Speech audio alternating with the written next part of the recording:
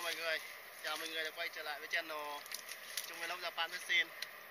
Thì hôm nay mình lại tiếp tục cuộc săn lùng thủy quái ở cái hồ quen thuộc này các bạn ạ. Thì hôm nay như mọi ngày thì ở chỗ này nó hơi sâu thì mình phải mặc cái bộ đồ bảo hộ này mọi người. Thì lội xuống nó không bị ướt, nó không bị lạnh. Thì bây giờ mọi người cùng theo chân mình đi săn lùng thủy quái nhé. Và đầu tiên thì mình sẽ chơi con mồi mềm này, mồi mềm lưỡi độ các bạn nhé. Mọi người cùng theo dõi mình.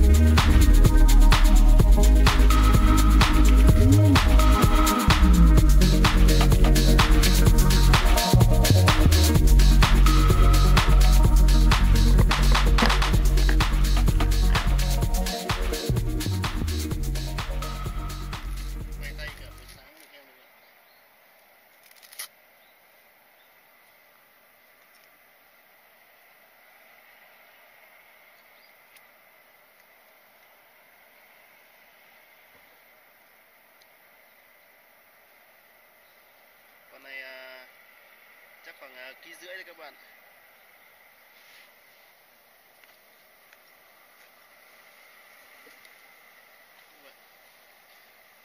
Nó đi theo con mồi của tôi mãi, lừa mãi mới được. Các bạn chờ tiếp kết quả với mình nhé.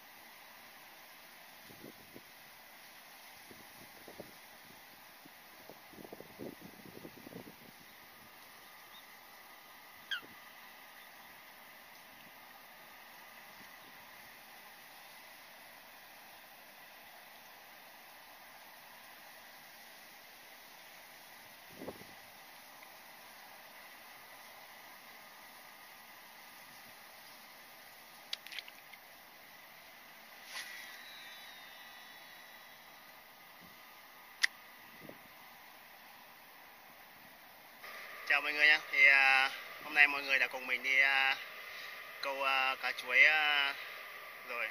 Sáng giờ thì cũng có thành quả được 2 em chuối, một em cũng khá khủng mọi người.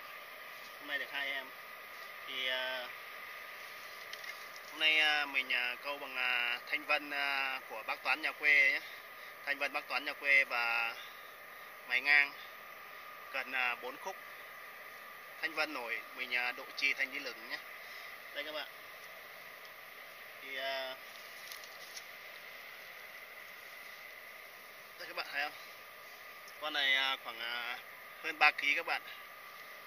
hơn 3 kg một chút, mọi người nhìn kỹ. Và con này khoảng 1 kg rưỡi các bạn. Cá cực kỳ béo đẹp. Thì cảm ơn mọi người đã theo dõi clip của mình. Mọi người xem thấy hay thì hãy like, chia sẻ, và nếu ai chưa đăng ký kênh thì hãy đăng ký kênh để đừng không bỏ lỡ những clip tiếp theo khi mình ra clip mới. Cảm ơn mọi người nhé. Mọi người xem thấy hay thì hãy chia sẻ giúp mình để mọi người khác biết tới kênh của mình để được trải nghiệm câu cá chuối ở Nhật Bản. Và xin cảm ơn mọi người. Cảm ơn mọi người.